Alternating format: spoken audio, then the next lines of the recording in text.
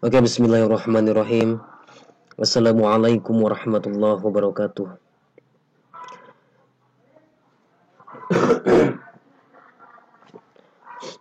Bismillahirrahmanirrahim. Wassalatu wassalamu ala rasulillah wa ala alihi wa sahbihi wa mawalah amma ba'du. Oke, anak-anakku semua yang Bapak banggakan. Kali ini kita akan melanjutkan materi pelajaran sejarah Indonesia. Jangan lupa untuk kita memulai dengan bacaan basmalah.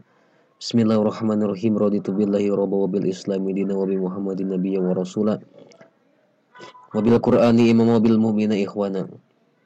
Bapak doakan mudah-mudahan kita semua tetap dalam keadaan sehat walafiat, sertai oleh Allah tetap diberikan nikmat iman Islam sampai ajal menjemput kita. Amin ya Allah ya rabbal alamin. Oke, pada kesempatan kali ini Bapak akan membahas tentang dua gubernur jenderal VOC. Sebelumnya telah membahas bagaimana kebijakan VOC dan juga hak oktroi VOC, Verenigde Oost-Indisch Compagnie atau Kongsi Dagang Belanda. Oke, yang pertama akan dibahas Pieter Both. Pieter Both 1568 sampai 1615. Ditunjuk sebagai gubernur jenderal VOC pertama pada November 1610 sampai 1614. Tugas utamanya yaitu dia menciptakan monopoli perdagangan di pulau-pulau di Hindia Belanda. Jadi ketika di Ambon VOC didirikan 1602, pendiri VOC adalah Heren Jepentian 17. Bahwa Heren Jepentian mengangkat dan menunjuk gubernur jenderal pertama VOC yaitu Pieter Both di Ambon. Pieter Both itu lahirnya 1568 dan wafatnya 1615. Tugas utamanya yaitu menciptakan monopoli perdagangan di pulau-pulau di Hindia Belanda. Artinya apa? Monopoli perdagangan itu adalah sebuah penguasaan perdagangan monopoli yang dilakukan oleh satu harga. Jadi yang menentukan harga yaitu dia, karena tidak ada harga lain, tidak ada yang menjual lain selain dia, selain Belanda. Maka disebut monopoli. Yang membangun markas besar VOC di Ambon itu siapa? Pieter Both. Perjanjian dagang dengan Maluku, mengusir Spanyol dari Tidore, mendirikan kantor dagang VOC di Banten 1610 dan kemudian ke Jakarta 1611.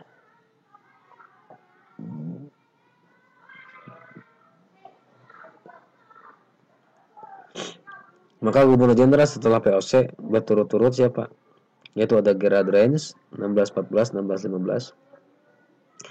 Ada Lawrence Real 1615-1619 dan Jan Pieterszoon Coen atau disebut juga dengan J.P. Coen 1619, 1623 sampai 1627, 1629. Ya. Nanti yang merebut Batavia yaitu J.P. Coen atau Jan Pieterszoon Coen.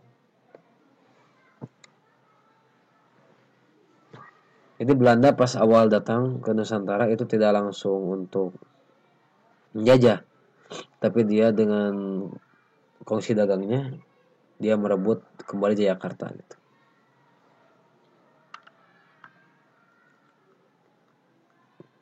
Oke, next. Yang kedua, ini bukan maksudnya gubernur jenderal yang kedua, ya. Namun ini apa ya disebutnya itu?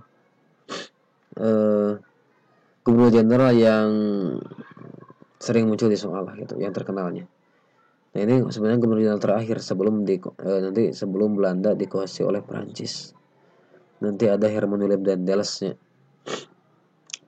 Jan Pieterszoon Coen pada tahun 1619, para petinggi VOC Heren Jepentian menunjuk J.P. Coen sebagai gubernur jenderal. Jabatannya berakhir 1626, terselang Pieter de Canventier 1623 sampai 1627. Langkah pertamanya apa? Maka langkah pertamanya itu memindahkan markas VOC dari Ambon ke Jakarta. Dan dia juga membangun Nassau-Huisa 1611 dan Mauritius Huis. Nah, jadi dia apa tuh maksudnya? Membangun benteng. Jadi membangun tembok-tembok ke atas di Jakarta, di Banten. Nassau-Huisa. Untuk mengkelabui dia membangun lagi Mauritius Huis, benteng-benteng ke atas. Lalu disambungkan dan itu dia membuat meriam di dalamnya. Meriam itu digunakan untuk apa? Ya, meriam itu digunakan untuk untuk kelancaran nanti penyerangan POC tuh dan untuk menyerang Jayakarta. Maka 1619 dia menyerang Jakarta dan mengganti menjadi Batavia tuh. Maka 3 langkah JPN Koen untuk merebut Batavia. Awalnya dikuasai Kesultanan Banten nih.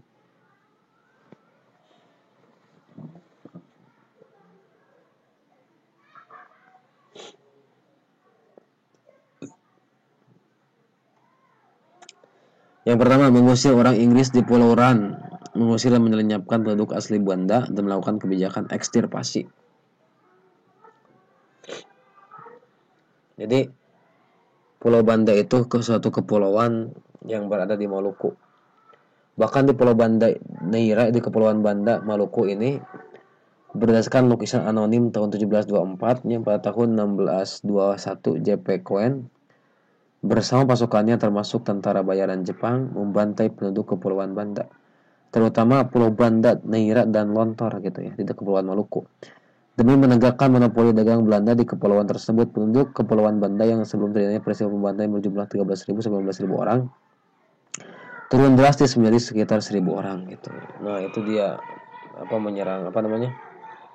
mengusir melenyapkan penduduk asli Banda dan melakukan kebijakan ekstirpasi. Ekstirpasi itu adalah kebijakan menebang pohon gitu ya. Menebang pohon. Nah, ini kemunduran POC yang pertama. Kemunduran POC yang pertama korupsi para pegawai POC. Yang kedua feodalisme itu lebih ke tuan tanah atau para bangsawan yang menguasai pertanahan. Yang ketiga ada ketidakcakapan dari Gubernur Jenderal POC. Yang keempat ada terlilit utang, jadi POC terlilit utang. Sekian dapat disampaikan pada pertemuan kali ini tentang POC. Mudah-mudahan ada manfaatnya. Itu tentang Gubernur Jenderal POC. Kita lanjutkan minggu depan insya Allah tentang masuknya pengaruh Prancis dan Inggris di Indonesia. Terima kasih. Assalamualaikum warahmatullahi wabarakatuh.